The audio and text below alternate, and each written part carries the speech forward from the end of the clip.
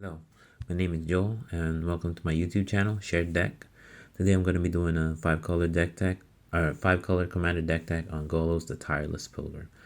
So the deck is pretty much just Angel Tribal, and then backed up with Golos's ability to ramp, and then its activated ability, which is good.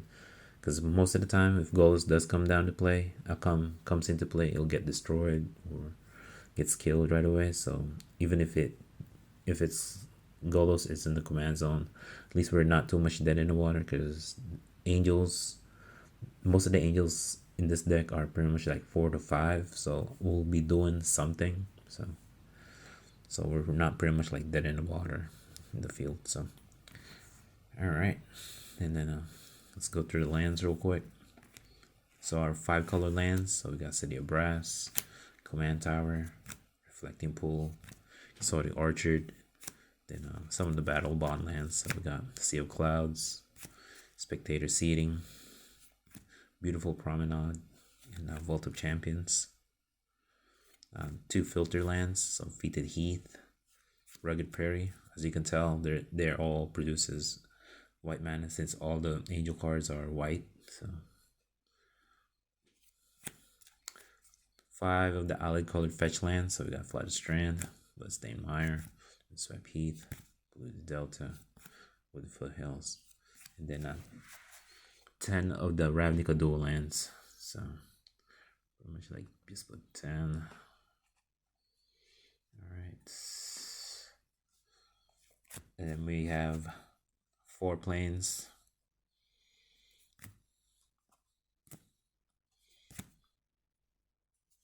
Closer here. 3 swamps, 3 forests, 2 mountains, 2 islands, and 1 cavern of souls, naming angels.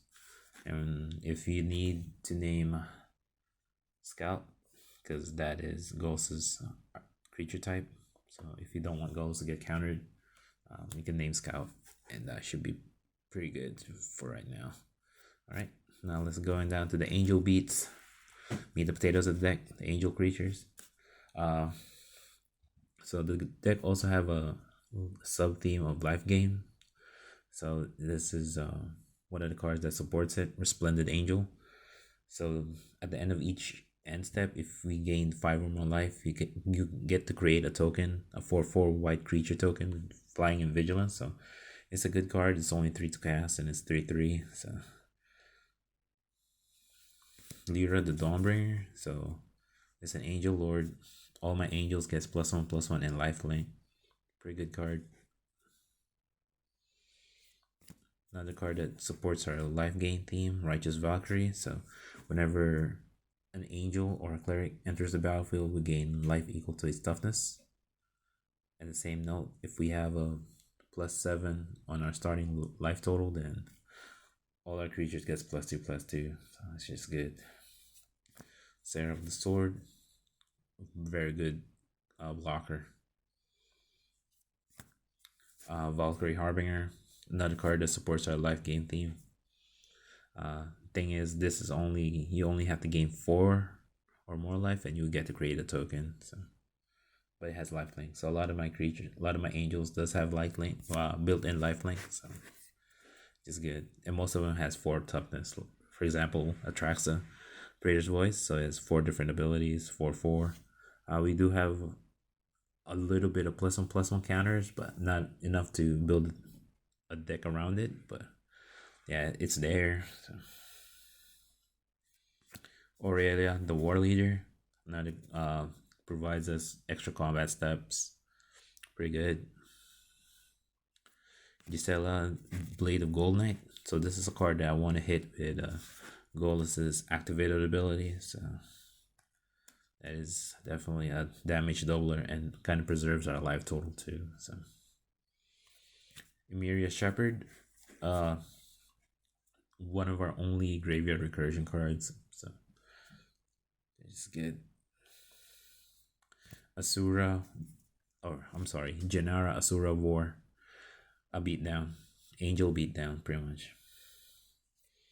Shall I? Voice of Plenty. So this gives us protection in the form of hexproof, and when it comes to the beatdown, you could pay 6, and it gives pretty much all our creatures a +1/+1 counter. So pretty good in the long game. Limvala, Keeper of Silence, stops random activated abilities from creatures on your opponent's side, like Seaside Weatherlight Captain or another player's Golos' ability. So just not bad. All right, Imperial Archangel. Pretty much, I just put this for the artwork, but it does have its purpose. So it does preserve my life total if I have this in play, and then this is one of the cards I want to hit with Golos. So there's a couple creatures that gives our creatures indestructible. So hopefully we'll hit that. Or for example, like that one. It's a Fire Skyblade. So this works pretty well with Imperial Archangel because it'll give it indestructible, and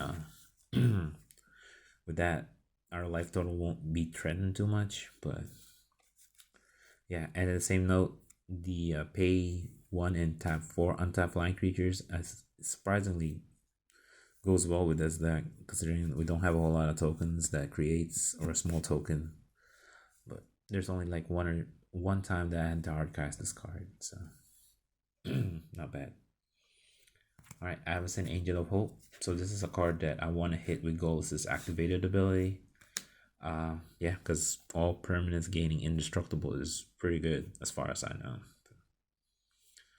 Alright, Angel of Destiny. So if we have a player that's like way beyond, so it has like, for example, 100 life, there's just no way we could win through combat damage. This is another card that could be an out for us. So giving us just, it doesn't even have to deal combat damage, just as long we attacked.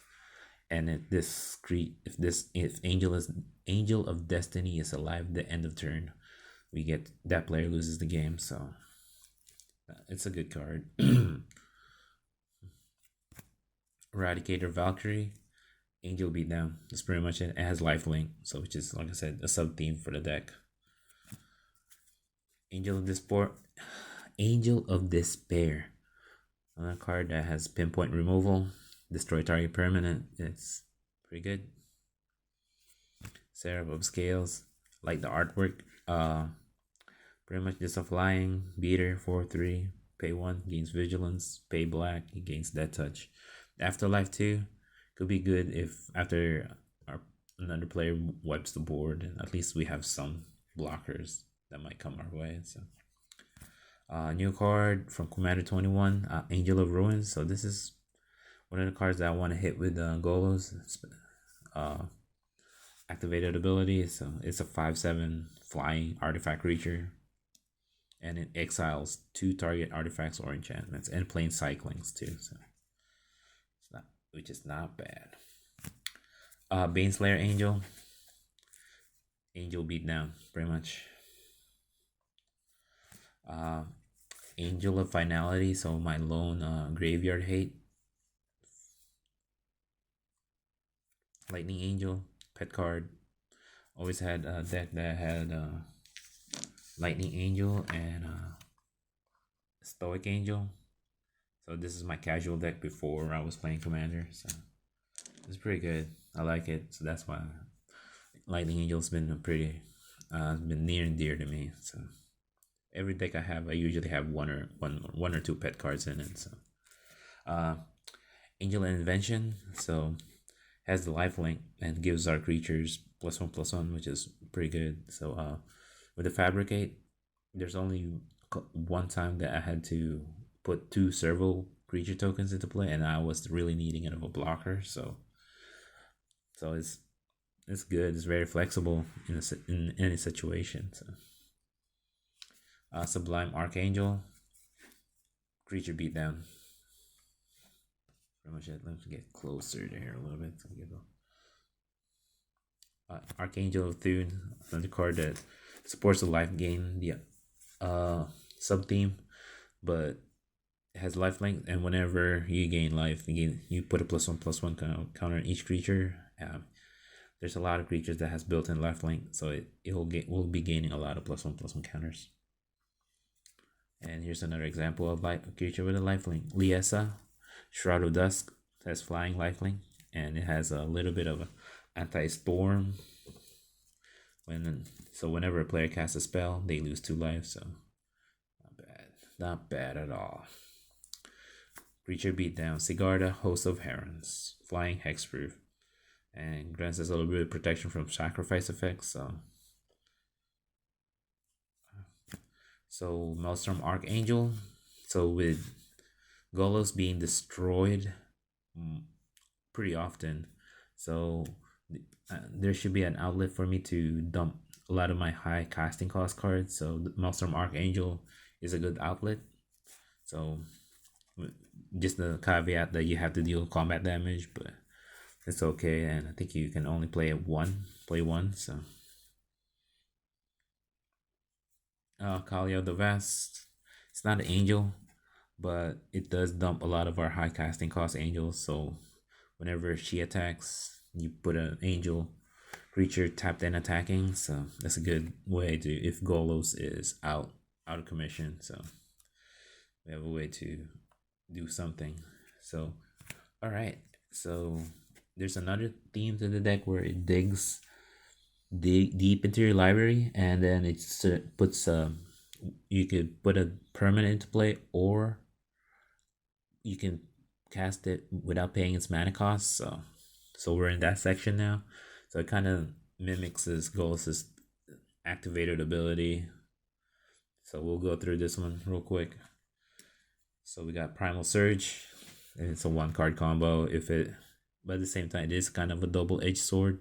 So if the first card you reveal is a non-permanent card, then I mean it is what it is. So I said, but more often than not, I'll be able to hit 6, 8, 10 cards before a whiff. So it's a good card. I like it. Aminata's Augury. So this is a good card. Like, it exiles the top 8. So, but I've never been able to do more than 4 card types, and that was pretty much like pushing it. So there was like one time I was playing a game, I activated Golos' ability, and then one of the 3 was Aminato's Augury. Then when I played Aminato's Augury, I was able to get the Primal Surge, and I pretty much had all of my angels in the battlefield. And when I was getting ready to attack, a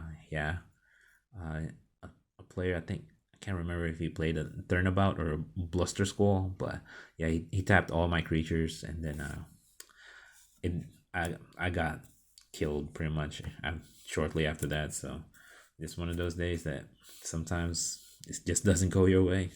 So. All right, Genesis Ultimatum. So this card just looks at the top 5, and then put all the permanents into the battlefield. This is a very good card. Like, most of the deck is permanents, so every time I use it, it always hits me for 5. I mean, most of them are lands, so, but it's still a pretty good card. Okay, Genesis Storm. So this is a card that's kind of, you have to read into it a little bit more. So if you played Golos already, if you cast Golos, then you get to copy the spell. So you can put 2 permanents or 2 non-land permanents into the battlefield, so it's just good for 6 to cast. So the other one could be Imperial Archangel or Avacyn, so it's not bad. Or if it's another 2 4 casting cost angels, which is not bad, that's a very good return on your investment. So See the Unwritten. So with this one, Ferocious isn't really hard to attain with this deck, since most of my creatures has 4 to power.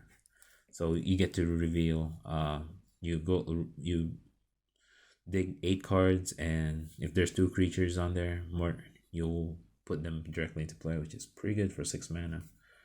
So Vivian's Infugation. So So this is one of my creature removal. So what it is when it enters the battlefield using this ability, then the creature will deal its power to another opponent's creature. So pretty much removal, you get a creature into play and you get to remove one more creature. So pretty good card advantage, I might say so, if you have the right creature to reveal. Alright, some library manipulation. So if Golos does survive, so I get to take a peek if it's really worth the investment of 7 mana to see if it's really worth it. So there's 3 cards that lets me do library manipulation. So that's Scroll Rack, Sensei Divining Top, and Sylvan Library.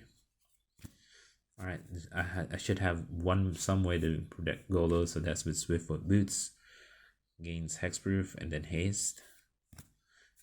Now we're here in the card draw section. So with Immortal Sun, kind of fills in 2 of my deck weaknesses, which is card draw and ramp. The only downside is it's 6 mana, so you can't have it all. So Guardian Project, pretty much card draw. Teamwork Tendency, my only haste enabler, and at the same time it lets me draw a card. Not all the time, but sometimes I do get to draw a card. Fight. So this is mana fixing. It's not mana ramp. If you're behind in lands, you get a little card advantage because you get to look for 2 planes. So it's not 2 basic planes. It's any plane. So any of the Ravnica dual lands will be you would be able to search with this. Get a little bit closer. All right, we're now in the ramp section. So most of the cards in this section are pretty much just permanents because of cards like Genesis Ultimatum, Primal Surge. So they care about permanents. So I don't have a whole lot of land searching instants or sorceries in this deck. So a lot of them are just artifacts. So further ado, so you got Farhaven Elf, Wayfarer's Bauble, Fellwar Stone, Solemn Simulacrum, good, Arcane Signet, Commander Spear, Coalition Relic, Skyclave Relic is pretty much a better version of Darksteel Ingot, pretty much. Chromatic Lantern, good mana fixing, Sakura Tribuilder, Soul Ring, Darksteel Ingot, like I was saying, and my lone land searching instant sorceries, Farseed. So it's that good. So my 2 board wipes is Damnation and then Wrath of God. So I had to do it because of the artwork. Pretty much one card, Wrath of God has the exploding, and then Damnation is imploding, which is sucking stuff into the hole. So yeah, so other than that, hope you enjoyed this deck so please share, like, and subscribe, and give me any feedback to make this channel better. All right, thank you. All right, bye.